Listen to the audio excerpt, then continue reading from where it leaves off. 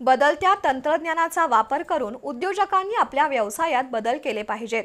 कृत्रिम बुद्धिमत्तेचा कौशल्याने वापर केला तर हे तंत्रज्ञान वरदानच ठरेल असं मत उद्योजक दीपक घैसास यांनी व्यक्त केलं।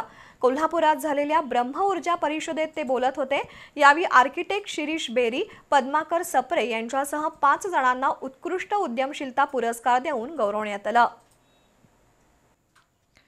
पश्चिम महाराष्ट्रातील ब्राह्मण उद्योजकांनी एकत्र येऊन गेल्या 8 वर्षांपासून ब्राह्मण बिझनेस फोरमची स्थापना केली आहे। या फोरमच्या वतीनं दरवर्षी ब्रह्मऊर्जा उद्योग परिषद घेण्यात येते।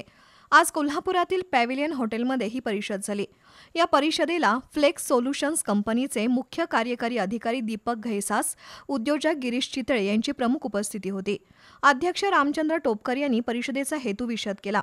यावेळी आर्किटेक्ट शिरीष बेरी, दिलीप गुणे, शिल्पा हुजूर बाजार, पद्माकर सप्रे, डॉक्टर प्रमोद पुरोहित यांना उत्कृष्ट उद्यमशीलता पुरस्कार प्रदान करण्यात आला। नवीन तंत्रज्ञानाचा फायदा शेतकऱ्यांपर्यंत कसा पोहोचेल याबाबतची माहिती उद्योजक गिरीश चितळे यांनी दिली। ब्राह्मण समाजानं एकत्र राहून इतर समाजाला एकत्र करत देशाचा विकास कसा करता येईल या विषयावरही चितळे यांनी मार्गदर्शन केलं। सध्याचं जग बदलत चाललंय, नवनवीन तंत्रज्ञान येत आहे। या तंत्रज्ञानाचा वापर करणं अनिवार्य बनलंय। AI तंत्रज्ञानाचा वापर योग्य रीतीनं केला तर त्याची विनाकारण भीती बाळगण्याचं कारण नाही।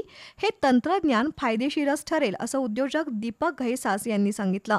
जॉब शोधण्यापेक्षा, एस्पेशली एज्युकेटेड यूथने जॉब शोधण्यापेक्षा तुम्ही जॉब गिवर राहा आणि स्वतःचे बिझनेस करून लोकांना जॉब द्या आणि स्वतः श्रीमंत व्हा।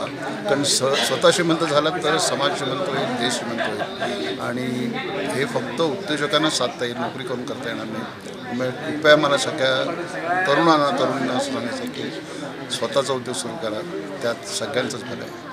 यावेळी अजिंक्य देशपांडे, राजेश छत्रे, पराग जोशी, नरेंद्र जोशी, शैलेश देशपांडे, अभिजित कुलकर्णी, प्रसाद धर्माधिकारी यांच्यासह उद्योजक उपस्थित होते।